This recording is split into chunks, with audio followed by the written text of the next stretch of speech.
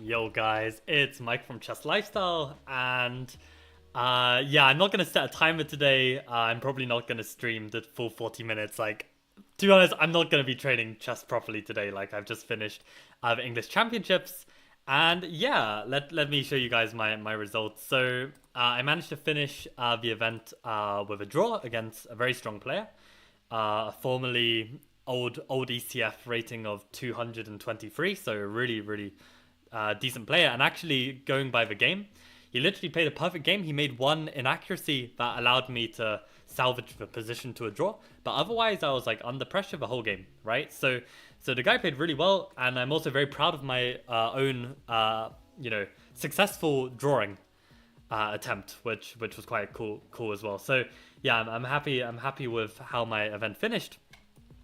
Um, and yeah, on the final standings, I finished in position 41, so pretty much exactly fifth midway out of the 80 players. And it was a grueling event, right? I mean, like you had so many players dropping out of just sheer difficulty of the event. I mean, poor Sean Gordon, who I've seen on Twitter a bit, like he was on 0 out of 3 and decided to drop out. You also had Jai Kofari, who I beat in round 4, I think, and after that he just quit. It was too much. So I'm very proud of myself for playing until the end. I mean, I think I would have in most cases, but still, I'm happy with that. And yeah, in terms of the event, everyone I played was higher rated than me, which is understandable, and I scored 50%. So this is a great result for me personally. And I don't know if this 14.8 FIDE points is confirmed or not, or if chess results is just memeing. But yeah, if I get 14.8, then I get my rating up to 1975, which is actually a really nice place to be going into my summer tournaments. Like 25 points to get back to 2000. Will I do it or not? I think it would be really cool if I make it. Yo, Josh, welcome to the stream, and thank you. Great save in the last game. He's done it again. Yes, exactly. I mean, I had so many tough positions. I mean, especially these two games against Aviukt and Nicholas. Managed to draw these, and the game against Jai as well was like really fighting. Like at some point I was much worse and turned it around. But on the whole, actually, I think the thing I'm most proud about this event was that in the last year I've had so many classical events where in every classical tournament I have made some horrendous oversight blunder, right? And this event I didn't make a single one. Like, of course I made blunders, but these were due to different reasons. These were kind of like maybe miscalculations or miss whatever. But this was really the first event where I felt like actually every single game was top quality, which hasn't happened in maybe forever, right? Like, I don't know, maybe I've had some like really good events. Like I remember I played Buka when it was classical and I had 5 wins out of 5, like stuff like this. But in general, like when I have like a normal tournament, I'm always having one terrible game, at least like one terrible blunder. But that didn't happen. So I think the daily training, okay, what is it, like 128 days straight of training chess, at least like a decent amount of effort has gone in, and it pays, I think. So this is really cool to see that like actually like the games have been really high quality. So hopefully, I mean, I'll keep up the training like over the next few weeks at least, up until my Dortmund and Prague open, and then we'll see how they go, right? I mean, still, I mean, like the goal to play at 2200 level is still far off, right? Like I had a performance rating of 2030, but at the same time, a lot of my opponents were very underrated. Like Savin Diaz, for instance, his FIDE rating was under 2000, even though he's been at 2200 in the past, or high 2100s. So yeah, it was a tough event, and I played well, so I'm very happy. But yeah, for today, I'm not going to be doing a full stream, or I'm not going to be doing game recaps, just because I'm really exhausted, actually, to be honest, over these 7 games. Like, I'm really tired. So I'm going to be watching the Euros. And actually, today's games are kind of interesting, right? Because it's like a pretty make or break moment in the group stage where basically Scotland need to win and Switzerland lose, and then Scotland goes through. But if Switzerland get a result, then they pretty much guarantee that place. So this is this will be fun to watch, I think. Jan, you're not first. Joshua, Josh was the first to reply. But that's another thing I wanted to mention. Actually, Jan and Tricky. Like I saw a bunch of your messages. Like on either the public Lichess pages or on the YouTube comments, and actually Josh as well. Like all of you guys for the support, right? Like I appreciate the comments. It's nice. I'd be happy if Scotland win. Yeah, it'd be cool to see them go through. I don't think they've had much European success for a long time. Savin was a beast. The accuracy of his moves, SMH. Yeah, honestly, all my games, like my opponents played so well. Like Roham, like he literally played a flawless game, like 97% accuracy. He had one inaccuracy where he had like a missed opportunity to play something better. My game with Martin was just like solid. Aviok also played like a great game after the opening. Like he played like a pretty like dodgy opening and middle game, but then he played like some really nice chess. And okay, the end game was really difficult.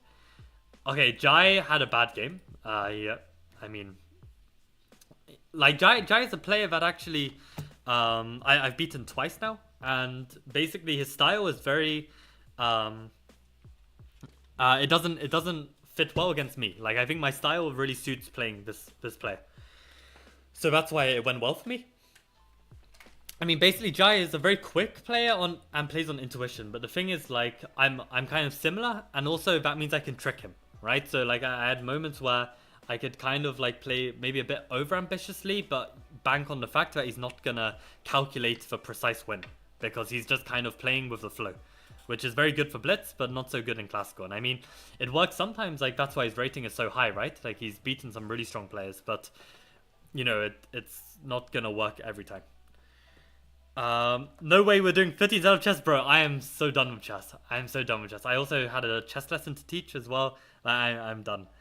I am done. But actually, what I do want to do today, actually, which I think is just going to be a bit of fun, is that ultimately my opponent, I never knew Axel Smith looked like this. That is an interesting goatee beard. But yeah, basically, this last game, my opponent is actually cool. Actually, Nicholas, he said that he actually knew of my chess lifestyle channel, so that's kind of cool that I knew of it, and he said that he might join in for a stream at some point. So that would be cool to see him here. But yeah, basically, ultimately, he played a flawless game. Like if you check like the analysis, like if we go on to the English Championship live games, he literally played a flawless game right until the end. I mean, it definitely didn't feel completely one-sided like that. It felt like I was putting up some decent defense. At least to me, it felt that way. And it definitely felt like there were like multiple interesting good options. And I guess actually that is one useful thing about the Garganitsa Modern, which is that there are so many good ways to play against it. It's like tough for the opponent to decide, and that gets them under time trouble, right? Oh, we're looking at round 7. But just to show this, I mean, someone basically clicked like the analysis button. In general, I don't like to click it until like I've had a good analysis myself. But yeah, it was surprising for me to see what board. I don't even remember what board. I was 23, I think. Yeah, you can see in this game, he makes one inaccuracy at the beginning on move 13, and literally only one mistake later. And for me as well, I make one inaccuracy that makes the position +2, but this is the most natural move in the position. And I continue to play the best moves up until the end. So to be able to play the best moves in a +2 position, it means you keep fighting. And at some point, if your opponent makes a mistake, then he makes a mistake and you save the game. So I actually really liked this game. Like I really felt like I played really well. I really fought hard and I managed to stay in it. And okay, my opponent was winning. He played it really well as well. Like there's the sacrifice with G5. It's double sacrifice, right? Like he sacks the knight, and then he continues to sack the knight with G5. It's just, I felt like this was just a very high level game. But the problem is with the Garganitsa Modern is ultimately, if you look on online and you see how I play, there are many games now of me playing this Garganitsa Modern, either starting with C6 or starting with G6. And ultimately, if I'm playing 18 rounds of chess, chances are I am going to face someone who preps the life out of me. I have played opponents who have spent like 3 hours prepping me in the past. So chances are that's going to happen again. And okay, actually I don't think Nicholas was able to prep me too deep. Maybe he did, I'm not too sure. But ultimately, I managed to. Okay, actually, I'm gonna sign out of my alt because you can see my name pop up at the bottom here, which I don't really want. Um, but yeah, basically like ultimately my opponents are gonna be able to prep my Garganitza, right? So, but I'm not gonna not play it again. I mean, I like objectively it might be bad, but the fact is if I can play a +2 position, survive, and then play decent enough that even a 2100 opponent messes up. I mean, this is not a bad opening. It's not a bad opening. My problem is that prep exists, right? If the database didn't exist and I could continue playing this dodgy Garganitza, I absolutely would. I would continue to try and get better at it, understand it better, and keep playing it. I feel like I really suit it. I understand it well, and it's good. The problem is that if someone preps it with an engine for 3 hours before my game, that's where the problem starts. Because, then I'm playing someone who's decent and with Stockfish, and this is really difficult. I mean, maybe I can deviate at some point. It's kind of like a risk for them as well to prep so hard. But, I mean, some of these E4 players are really crazy like this, right? So, basically, what I wanted to do this stream is just have a bit of fun and just have a look at all the opening courses on Chessable and see which opening I should play. But that's basically like my task. Like, what are we gonna play against 1e4? Let's search by master level courses and can we actually look for e4? For black, we want to look at. I wish we could separate it by 1e4 and 1d4. Maybe I could search by position. I wonder. Maybe I can search by position and just put 1e4 on the board, like this. No, it's not gonna filter it like that though. That's annoying. So we're just gonna have a bit of fun. We're just gonna take a look at all the different openings that can be tried. And just have a look. Load previous page. Are there only 2 pages? Load more. Oh, this is page 4. Oh my god, there's so many opening courses on Chessable. Holy crap. I thought like there'd only be like a couple pages that we can look through, but this goes on forever. This goes on forever. So maybe this isn't going to be the best way. Oh, end of pages. Okay, these are all the possible Chessable courses as with the black pieces. So probably a lot of these we can cut out, and we can have a look. Okay, let me see what chat is saying. I tried to didn't on your game today. I don't know what you're saying, Jan. I think everyone played their level except Savin. Right, Savin played like a beast. Interesting reflection. You have to tell us, how did you get drawn the last game? Can I just admonish? I don't even know the word admonish you for how bad Knight AC2 was. Okay, yeah, Knight AC2 was bad, but okay, like it's an understandable mistake, I think. Yeah, I was watching one of your Garganitza games and it was like 1 plus 1.2 and still Fury. Right, exactly. Yeah. How can you go into a +0 instead of a +2 position? Oh, how about I go? Well, the thing is, it's not so simple, right? Okay, let me actually show you what my dilemma was. So I had the feeling that I was gonna play Nicholas, and I did some prep, and this is what Nicholas plays with. Plays against Caro-Kann. I was gonna prep this Caro-Kann. Have a look how bloody awful this position is, right? Like this is like classical Caro-Kann and Knight h3 here. After h4 h6, it's such an interesting line. And in this position, if you check the book, yeah, Knight f6 and e6 are played. I feel like e6 is more natural to me. And here, Knight f4, Bishop h7. And in this position, there's 148 games of Bishop c4, right? And here, Nicholas has his own line, which he's got 3 games on the database of Knight f to h5. This position is equal. These are zeros.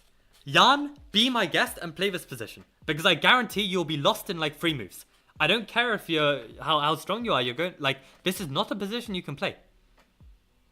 And the thing is, this is played 0 times. If you are unprepared and you don't have Stockfish, you're going to get wrecked.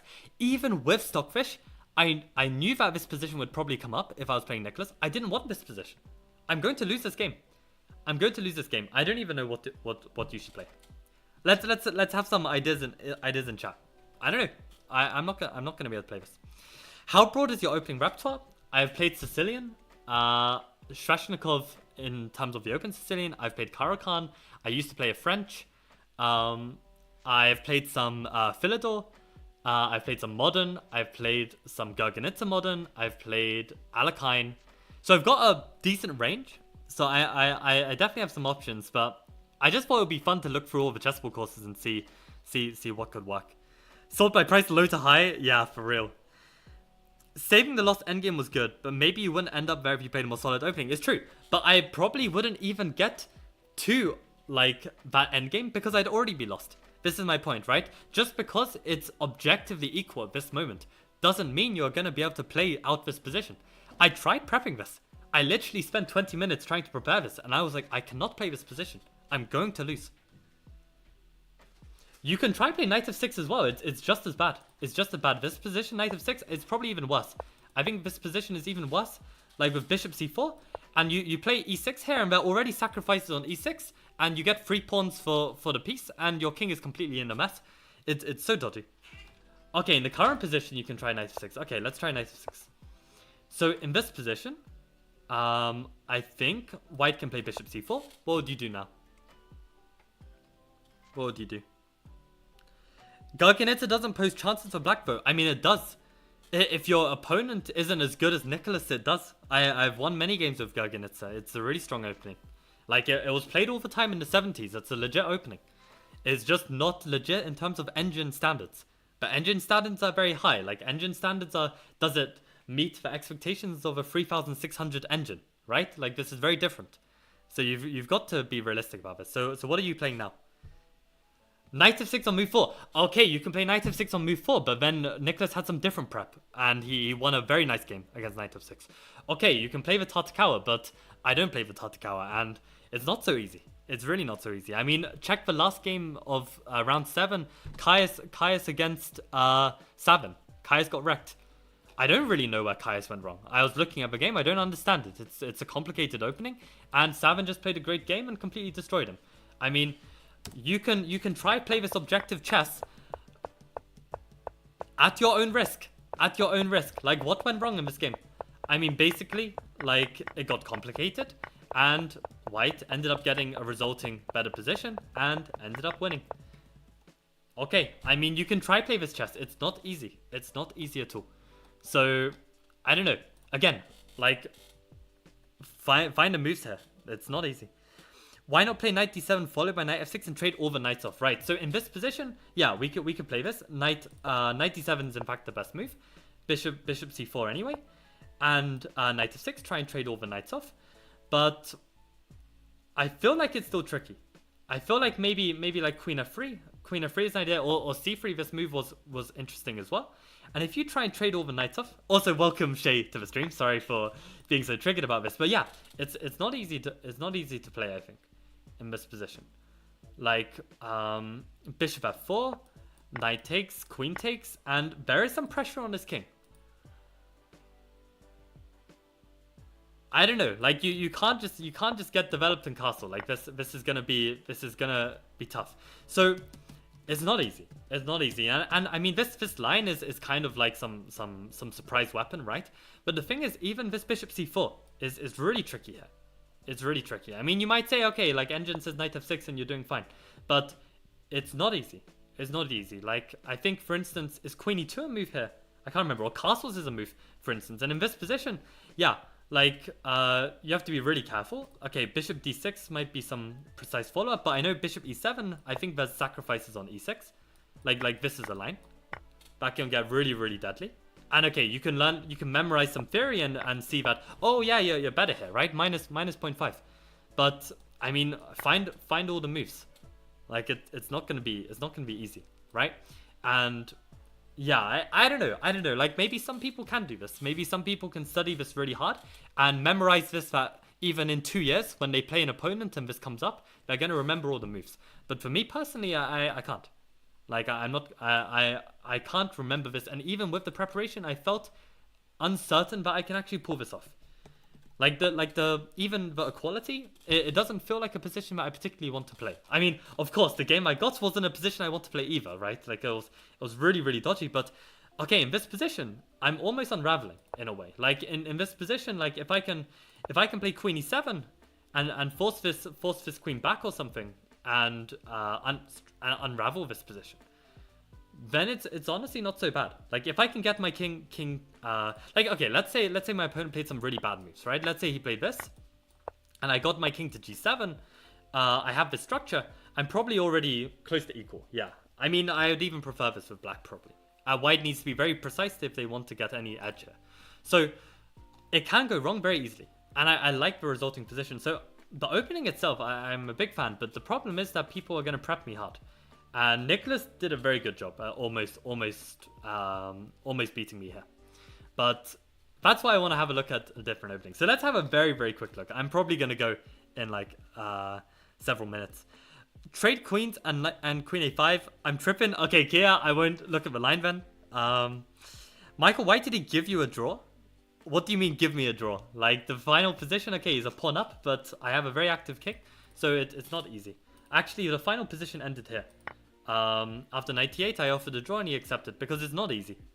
Like ultimately, my knight's got a really good square on d6. I'm even threatening at some point to play for this, either with king f4 or king f6. It's definitely unclear. And the thing is also, my opponent went down to like 2 minutes on the clock. So you've got to factor in the time situation as well to be able to play out this position. Ah, right. You tried to commentate on my game and then you got caught up in an epic blitz battle. Yeah, Jan, if you want to drop your Twitch, your chess Twitch profile, you're welcome to. I mean, the chat won't receive any links, but you can put in your username because some people might want to watch.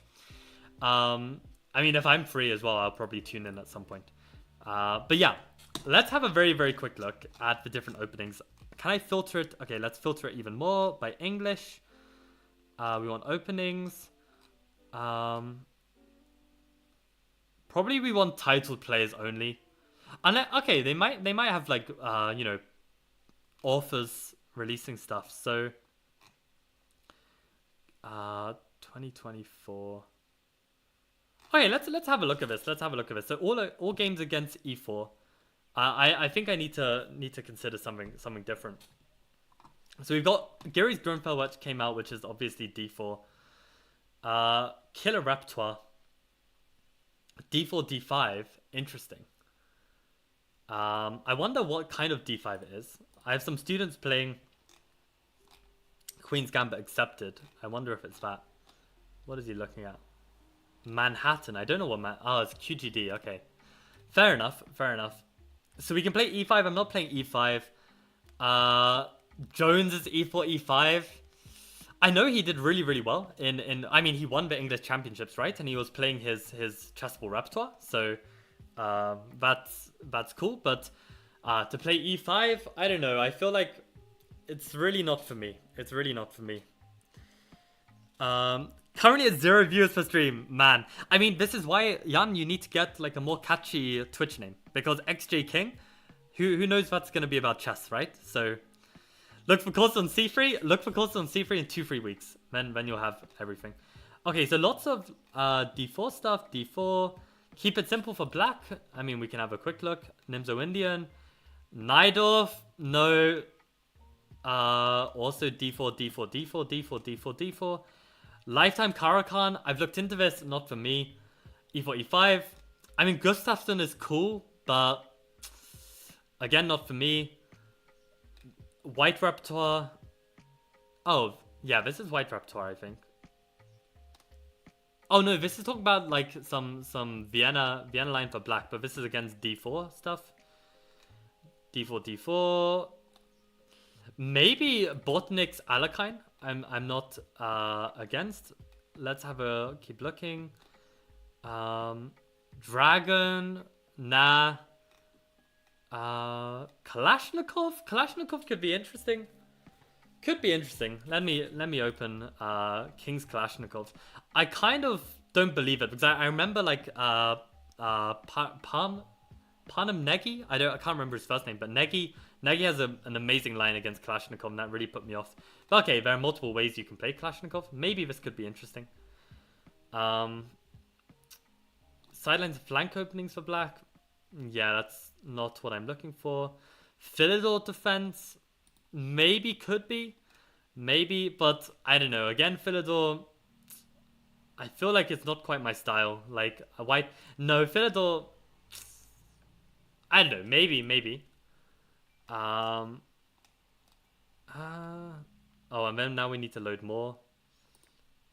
Oh, we've got Plichta's French defense. That could be interesting.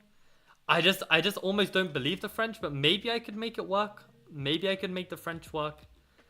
The thing is, like, there's so many ways you can attack the French. It feels almost too dodgy. I could consider bringing it back. Maybe Gary's French, but Gary's too hardcore. I feel like Gary's too hardcore. Got lifetime on a perk, and the fact that Christian Selecki is here, that kind of promising. I feel like maybe this is interesting. Yeah, I feel like I'm gonna get rid of the Philidor. I don't think I can play it. E4, E5, reverse Sicilian. That sounds like a cool course. QGA. Oh, I didn't know that. This must be a new course. This must be a new course on QGA. I'm definitely gonna send this to a student of mine who is playing QGA. That's very cool. I'll leave this in a new tab actually. Gambit Buster, E4, E5. Binary Simplified. Benko Blueprint. That sounds like a cool book. Tarash, Master of French. Maybe some Brian Tillis French. I don't know why I'm even getting tempted by the French. Uncompromised. Sicilian.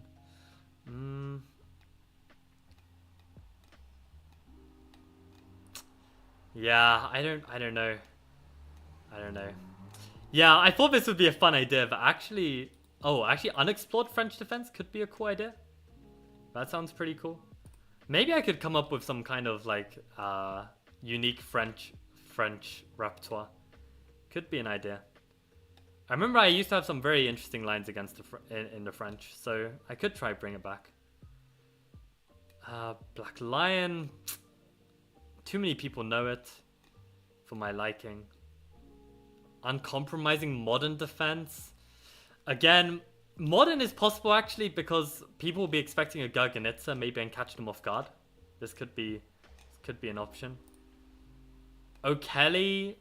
I like the fact Selecki is there. Maybe it's an option.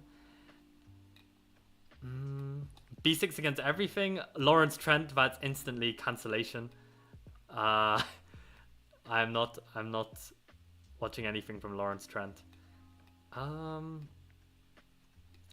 Tarash. Unleash the Bull. E5 from Yuri. Spanish Dragon. Yeah, and then of course we've got the Harry Sicilian, which I've already looked into. Maybe I'll look into this more. Yeah, so we've got many options so far. Oh, and then we've got a bunch of free courses, which I assume are the short and sweets of... Oh no, okay. We get back to other openings.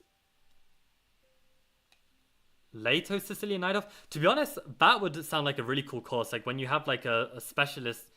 I don't know why. Maybe I'm just getting baited by the title, but like, yeah, actually all of these courses are kind of like courses by that guy. But I don't know. Like it kind of sounds like it's more personal, right? Maybe that could be interesting. D6 against everything. Yeah, this sounds like a cool course as well. Yeah. And that's all of the pages. Very cool. Very cool. What are people saying? I have the D5 course, but it's really shaky for black. Right. I think I saw one of the D5 courses. Was this Botnik? It says Scandinavian Gambit. Oh, that's Banzer actually. It looks really similar to Botnik. I swear he looks the same. Yeah, what are people saying? So no one's made a course on C3. Otherwise, yeah, I'd lose all the novelty. Why not Lawrence Trent? Oh, I just have a vendetta against him. I mean, we had some beef online. So, and I've also heard some stories about him, which I'm not too fond of. So, yeah. How many openings is too many in your opening wrap? I mean, you only need one. You only need one that is your main. But the thing is, right now, I feel like my Garganitza Modern can't be the one. Because I've just got too many games in the database and playing at the level I'm playing. Like, I'm going to get prepped hard and it's going to be difficult. So I need to potentially switch it up.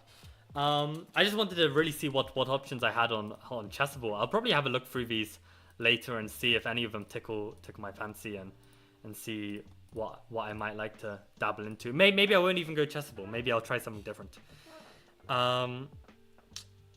At my level, no one preps me. Honestly, that's a good time to play. And I mean, honestly, for me, it's also a good time because I can actually still get away with playing like these dodgy openings and not lose. Whereas like there are some, I mean, like for instance, I remember talking to Nikla, like my former coach, international master. It would be so tough playing chess because like players are really prepping super deep and super accurately as well. So you can't even get away with like playing a slightly dodgy Sicilian, for instance. You will just get beaten. So it was really, really, really tough.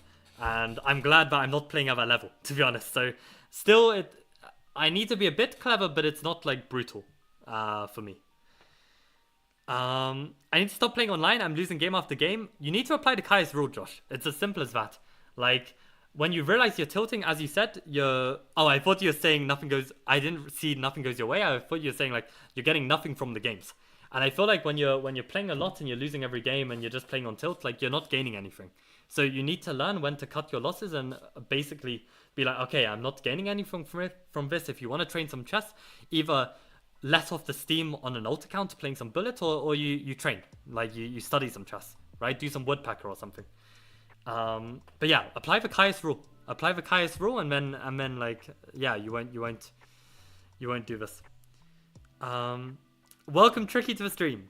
Welcome. You haven't started the timer yet? Yeah, I'm actually gonna end the stream pretty soon. Today we're having a day off. I mean, we just played a tournament.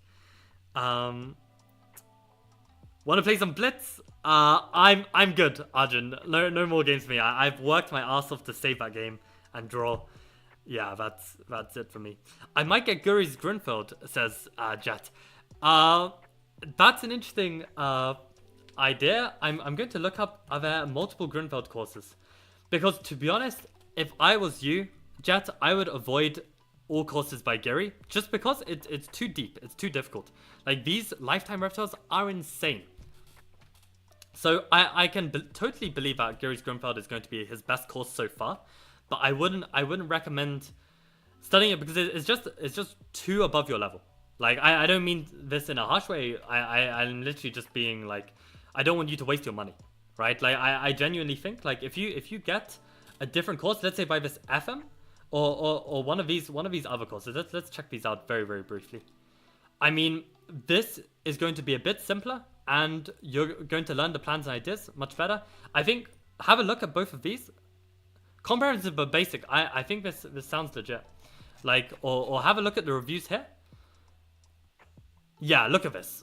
Like, I am just rated below 2200 and it's giving this 5 stars. This probably means this is very, very good. So yeah, I would check into the alternatives. Okay, if there are no alternative Grunfeld courses, then maybe get Guri's, but definitely look at the alternatives. It might be better. I want Leningrad Dutch course. Have you watched the video I sent you, Tricky? I sent you a 3-hour video from Nixon's on Leningrad Dutch. If you haven't watched it, then you should not be wanting the Chessable course. Isn't the Benoni suffer the prep problem too? Yeah, so this is the thing as well. Benoni also suffers from prep. The thing is, though, Benoni, you have more ways to play it, I think. And I think I don't have enough games in critical lines of the Benoni. I mean, maybe my game against Savin was somewhat critical, and maybe I will need to find like an alternative there. But I feel like I can find enough alternatives. With Garganitza, the problem is I can get pushed into a line where I don't have enough good alternatives, right? So I feel like it's harder to prep Benoni, and to be honest, I've been playing it since I was a kid, and I haven't yet been prepped to the point where I lose. So I can probably get away with Benoni, but you're right. Honestly, like having an alternative that would be good would be a good idea as well. But yeah, it's tough. It's tough to play chess. It's tough to find the right balance. Okay, I mean, you studied so much. Okay, that's good. That's good. But you just can't focus. It's tough. It's tough. I mean, yeah. Sometimes you're just off form from playing. It's really tough to say what can be the deciding factor on that. And yeah, when you're off form, I would say like just play on your ult. Like I know it might not feel the same, but I don't know. Like to be honest, I'm starting to feel like honestly with my own ult like this Ponziani Ghost. The problem is I'm not playing on Ponziani Master anymore, right? So this ult has kind of become my main in terms of playing, and I probably need an ult for my ult so that when I'm tilted and I'm not playing well, then I can play bad. Because right now I'm sitting at my peak bullet rating, 2550, right? So I want to push for 2600. I want to push for more, but not every day I'm going to be able to play at 2550. So I need an ult for my ult. So maybe I'll make a Ponziani Ghost or something to have an ult for my ult. So I can play on my ult when I'm tilted, right? Obviously, of course, I could play on my main, but like my Ponziani Master. But the thing is, Ponziani Master looks so pretty with 2500 ratings, and I know that if I dip, I'm then gonna psychologically get affected by this, and that's kind of stupid. Like you shouldn't be psychologically affected by your online ratings. So that's why I'm gonna keep it. But yeah, you can hear that I'm speaking a bit faster now because I realize it's getting closer to 8, and I'm heading to the bar and watching the football. So on that note, guys, I am going to call it a day. Yes, I did see Michael Adams blunder mating 1. So basically, even if you're 2700, you can still blunder. And even though I didn't blunder this tournament, it doesn't mean that I'm not going to blunder in the rest of my career. And when I say blunder, I mean like, blundering a single move tactic, which incredibly Michael Adams did. But yeah. Guys, I'm going to call it a day. Thank you guys all for the support and tuning in and just following the journey. And if you haven't watched my recent upload, I uploaded yesterday about my English Championships game. I just wanted to give some live feedback about some of my thoughts there. I thought it was quite an interesting video. But yeah, that's it from me. And thank you for all the support. Yeah, it's like a great tournament. I'm glad I played. And yeah, basically 1 more month to go. And then I've got these 18 rounds in a row. It's going to be very exciting, and I'm going to do my very best. So on that note, adios, guys. Cheers.